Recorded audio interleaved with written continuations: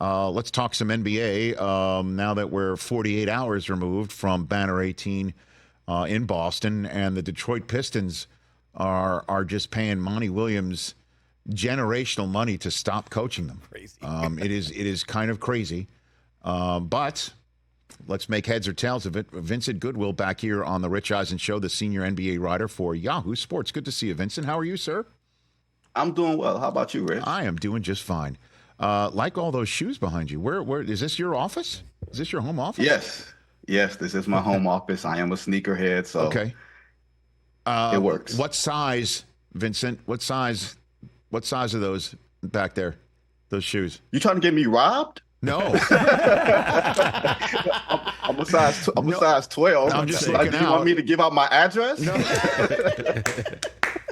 So wait a minute. All those people on the wrong side of the law wearing size 12 are now trying to GPS your whereabouts, Vincent? Is that what you're concerned? He's got heat on that wall, Rich. I mean, I like the air raids. He's got the Griffies. Look at those. I see a couple threes back there. I'm a 13, Vincent. Rich, I live in Detroit. You are trying to make me a target here. Hey, come on. I spent a great 5 days there, and it was very wonderful. And people were walking around in their own shoes, and it was outstanding.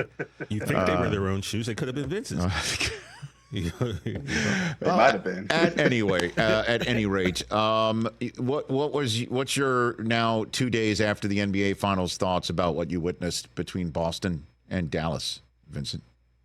Well, the Celtics, their social media staff came out with this video making fun of everybody who made wrong predictions. And you know who was on that video? Yep. This guy. So clearly, I didn't know what the hell I was talking about when I thought the Dallas Mavericks were going to be the team that came out on top. I will say this. There is a value to the regular season and everything we saw from the Celtics, from the net rating to the 64 wins, to just the sweat equity of losing. I feel like in this sort of microwave culture, we've forgotten about how much it hurts to lose and how much you learn from it. And the Celtics learn from losing, the Denver Nuggets learn from losing, the Golden State Warriors learn from losing, and of course the Milwaukee Bucks with Giannis. So I feel like the lineage, we're getting back to that. And I think you saw the Boston Celtics with Jason Tatum and Jaylen Brown. Granted, it was the best possible matchup for them with two smaller guards, and Luka and Kyrie, maybe not small in terms of Luka, but, just being able to defend them. They didn't take a game off really. Like, they got blasted in game 4, but you're up 3-0. Like, I felt like the Celtics appreciated the opportunity that was in front of them. They learned from the mistakes of the past. And now, like, they're the ghost. They're the boogeyman that everybody is going to be chasing. So I think it was a just final as far as 5 games and a just finish. I voted for Jaylen Brown as MVP, and I feel pretty good about that. I would agree with you. I thought he was the most valuable player if you had to choose one. But that is also not what makes the Celtics special, that there's a big 2 or a big 3 and everyone else is kind of like role players behind them. Certainly if you consider, how do you call Jrue Holiday or Derek White role players, right? Technically, who was a role player in the finals was Porzingis because of his injury. And that's wild to even have that concept. But that said, if I had to choose one, I would have chosen Brown. Why did you do that?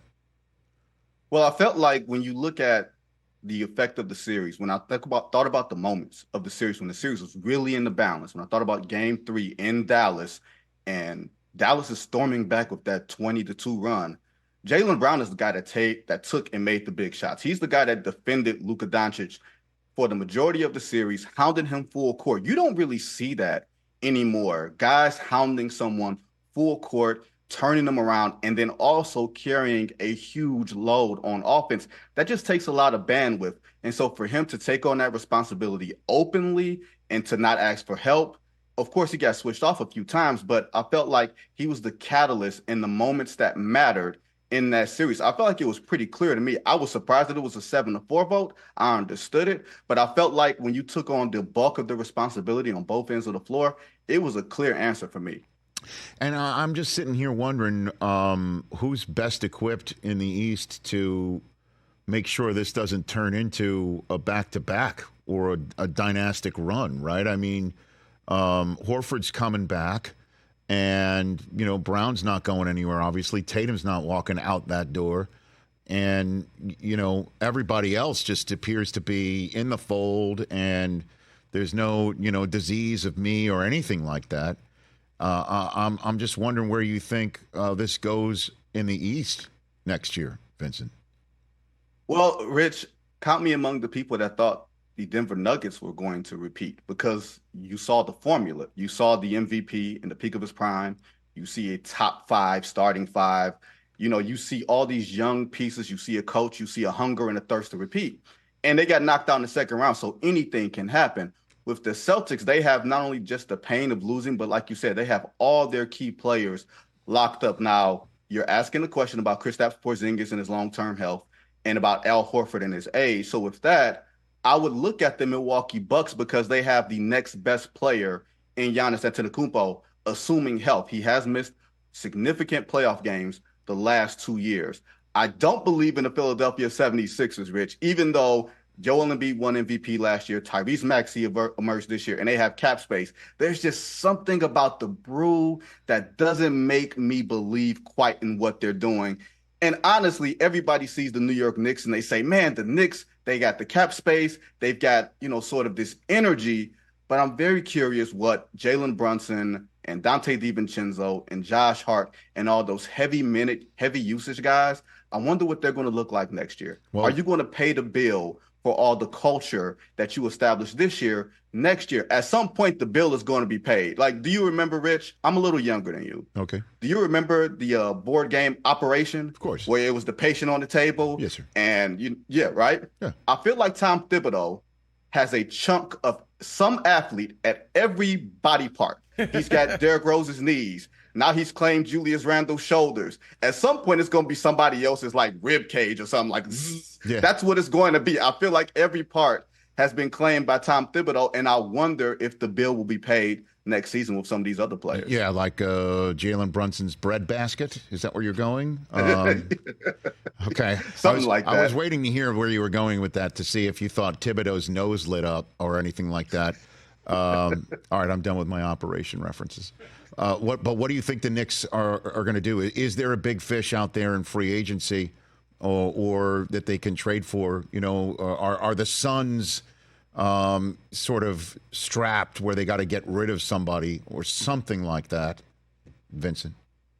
It is like dependent on what they do with OG Anunoby, because he's a free agent, right? You have Paul George, who is an unrestricted free agent with the Clippers. And we've heard all this noise about teams who are lining up to sort of pitch to Paul George a maximum contract. And during this interim period, which started the night after the NBA Finals ended, the Clippers basically have the right of first refusal. They could say, you know what, Paul, we know you want a max.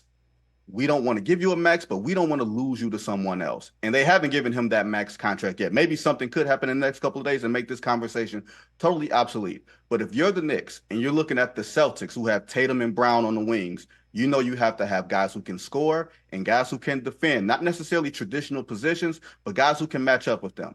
If you can throw out OG Anunoby and Paul George against those guys and have Jalen Brunson out there still being this, higher usage point guard, maybe not as high usage as he was this year, but having Paul George as a guy out there as a safety valve, as a guy who can create his own shot.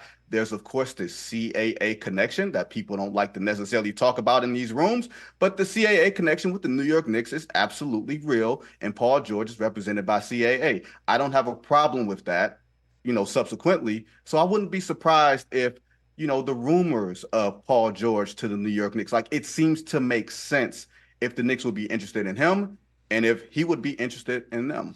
I just don't know how Steve Ballmer lets Paul George walk when he's opening up his new dome about 5 miles from here. I just don't see that.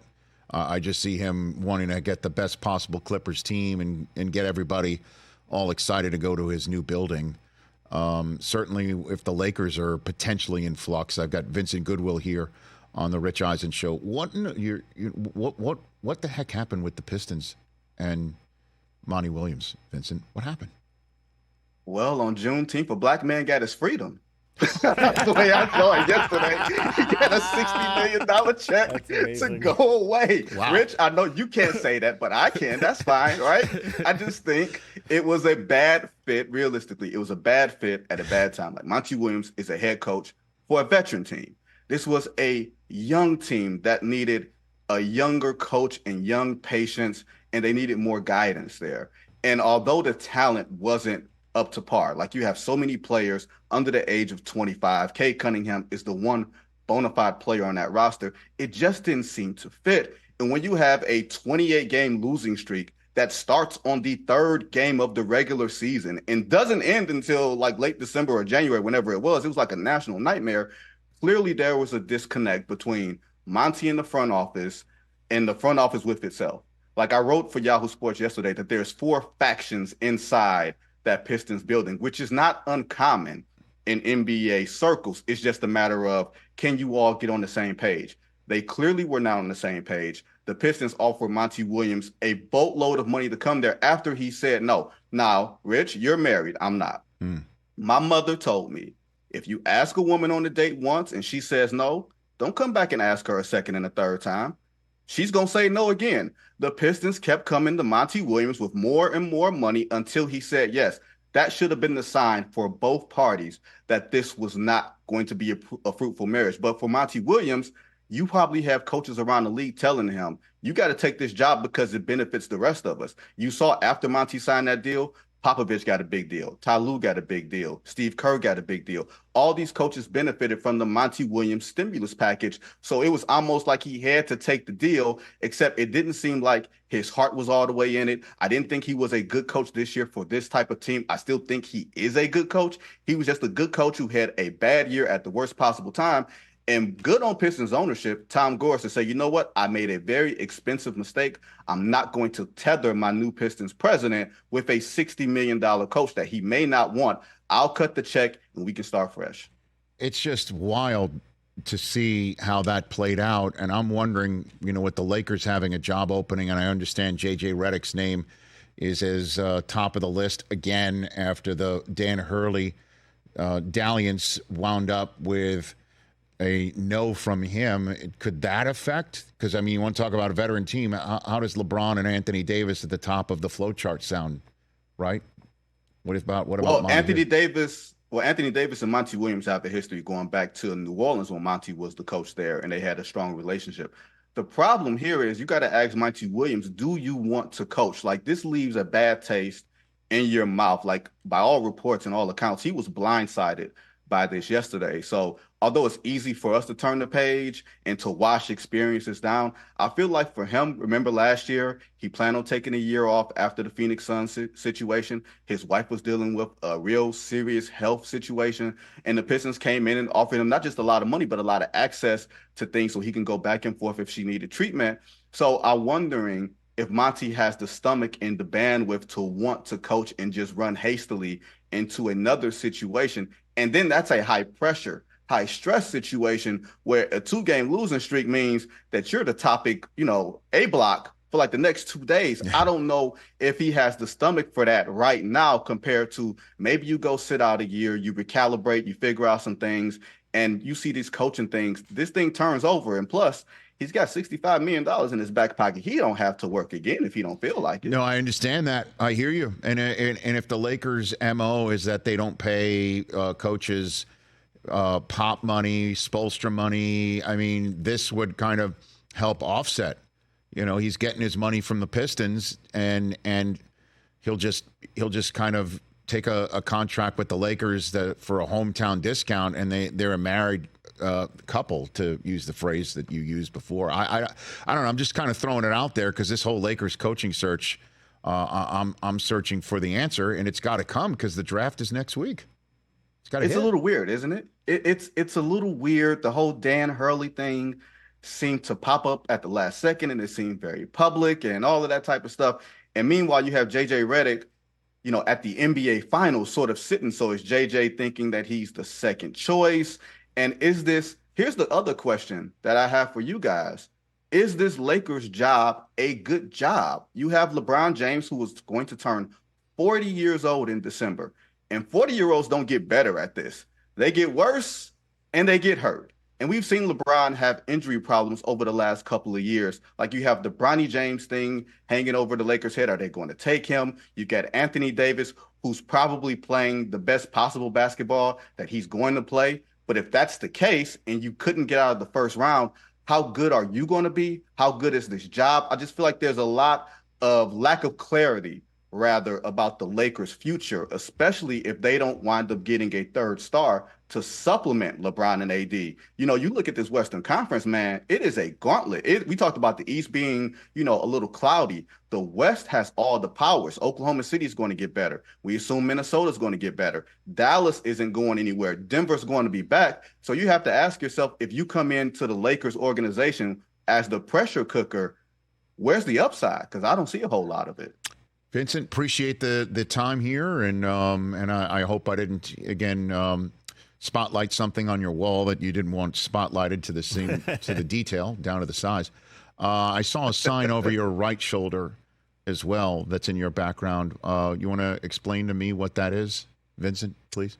It's a score, Rich. It says 117-74. That is not the score of the last game of the NBA Finals, believe it or not. It just felt like it was. Yes. That was the score of Michigan, Ohio State. Yes. Since Ryan Day said that they were going to hang 100 on Michigan. Since then, Michigan is 3-0 against Ohio State. Some victories at the shoe, a national championship. So, yeah, it's a new day, as we like to say. Yes, so you're saying the last three Michigan-Ohio State contests have a combined score of Michigan 117, the Ohio State University 74. That's what you're saying to me, Vincent? If my math is correct. Well, you know what? I don't care if it is correct. I just appreciate the head nod in my direction when and your kindness to take my call today.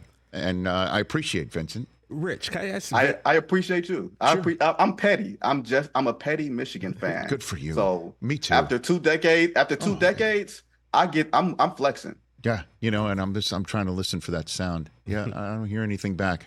You want to say something, TJ? Before we go? Quick question for you, Vince. How you doing, bro? I'm talking about JJ Redick, right? And first of all, I want to flex on you a little bit too. You know, I got those wearing those threes today. You know, light work.